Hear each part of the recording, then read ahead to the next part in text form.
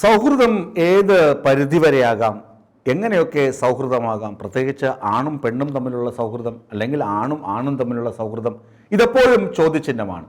ഈ പുതിയ മാധ്യമങ്ങളുടെ കാലത്ത്, ഡിജിറ്റൽ മീഡിയയുടെ കാലത്ത് സൗഹൃദങ്ങൾ എപ്പോഴും പ്രശ്നങ്ങൾ സൃഷ്ടിച്ചിട്ടുണ്ട്.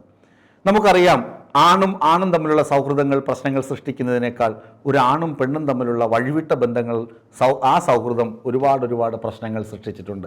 ഇൻസ്റ്റഗ്രാമിലൂടെ പരിചയപ്പെട്ട കാമുകനെ തേടിയിറങ്ങിയ പെൺകുട്ടികളുടെ കഥ നമ്മൾ കേട്ടിട്ടുണ്ട്.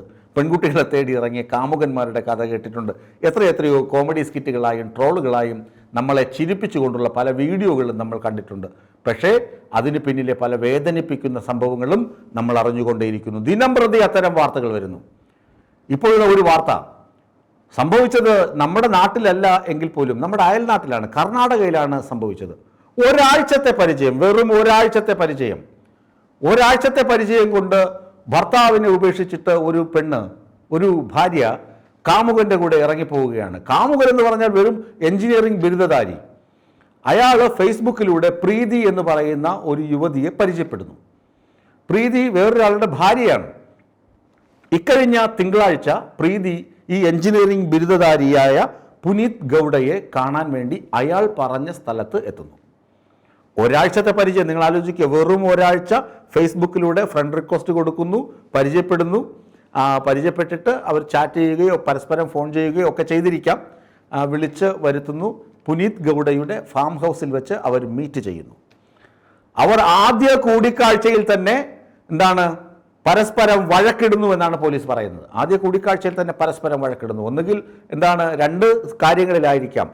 ഈ ഒരാഴ്ചക്കിടയിൽ സാമ്പത്തിക ഇടപാടുകൾ നടന്നിരിക്കാം. അല്ലെങ്കിൽ രണ്ടാമതൊരു സംശയം, വിവാഹ വാഗ്ദാനം നൽകിയിരിക്കാം. അല്ലെങ്കിൽ ഈ ആദ്യ കൂടിക്കാഴ്ചയിൽ തന്നെ ലൈംഗികമായ ചൂഷണം, ബലാത്സംഗ ശ്രമമോ ലൈംഗിക ചൂഷണമോ നടന്നിരിക്കാം. ഈ 3 കാര്യങ്ങളിൽ ഏതോ ഒന്ന് അവിടെ നടന്നു. പോലീസ് അത്തരം വിവരങ്ങൾ പുറത്തുവിട്ടിട്ടില്ല. ഒന്ന്, സാമ്പത്തിക തർക്കം, സാമ്പത്തിക ഇടപാട്, ഓൺലൈൻ ട്രാൻസാക്ഷനൊക്കെ നടന്നിരിക്കാം.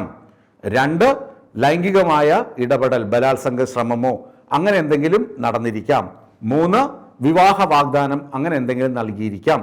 ഈ പ്രീതിയെ പുനീത് ഗൗഡ വിവാഹം കഴിക്കാമെന്ന് വാഗ്ദാനം കൊടുക്കുകയും അങ്ങനെ വിളിച്ചു വരുത്തി വിവാഹം കഴിക്കില്ല എന്ന് പറയുമ്പോൾ വാഗ്വാദമുണ്ടാകാം. അല്ലെങ്കിൽ പ്രീതിയെ വിളിച്ചു വരുത്തിയിട്ട് ലൈംഗിക ബന്ധത്തിന് ശ്രമിക്കുന്നു, ബലാത്സംഗം ചെയ്യാൻ ശ്രമിക്കുന്നു, വാഗ്വാദം ഉണ്ടാകുന്നു, പിടിവലി ഉണ്ടാകുന്നു, അടി ഉണ്ടാകുന്നു, അങ്ങനെ വരാം. അല്ലെങ്കിൽ പ്രീതിയിൽ നിന്നോ പുനീത് ഗൗഡയിൽ നിന്ന് പ്രീതി കുറച്ച് കാശ് വാങ്ങുന്നു, തിരിച്ചുമാകാം, പൈസ തിരികെ ചോദിക്കുമ്പോഴുള്ള തർക്കത്തിലൂടെ വഴക്കുണ്ടാകുന്നു. ഈ 3 സാഹചര്യങ്ങളിൽ ഏതോ ഒരു സാഹചര്യത്തിൽ വെച്ച് ഇവർ തമ്മിൽ വഴക്കാകുന്നു. ആ ഫാം ഹൗസിൽ വെച്ച് പരസ്പരം വഴക്കുണ്ടാവുകയും പുനീത് പ്രീതിയെ മർദ്ദിക്കുകയും ചെയ്യുന്നു.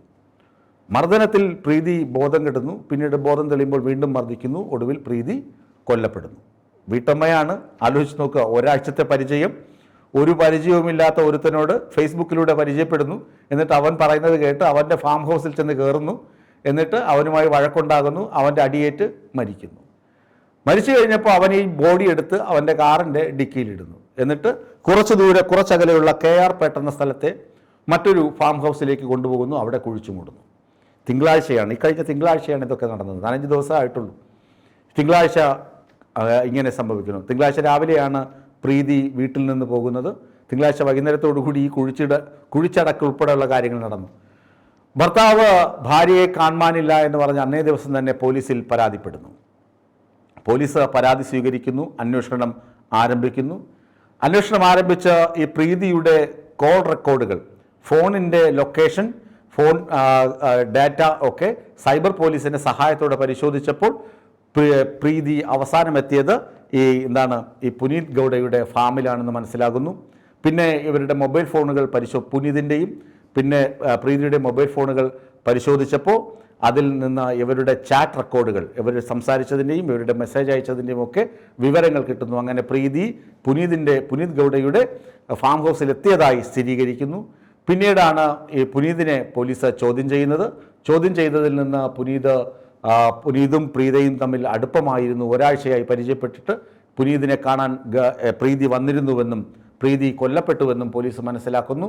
ബോഡി, അതായത് മറവ് ചെയ്ത സ്ഥലത്ത് നിന്ന് ബുധനാഴ്ച ബോഡി കണ്ടെത്തുന്നു. തിങ്കളാഴ്ച മറവ് ചെയ്യുന്നു. ചൊവ്വാഴ്ച ഒരു ദിവസം ഇൻട്രോഗേഷൻ, ബുധനാഴ്ച വൈകുന്നേരത്തോടുകൂടി പ്രീതിയുടെ മൃതദേഹം പോലീസ് കണ്ടെത്തുന്നു.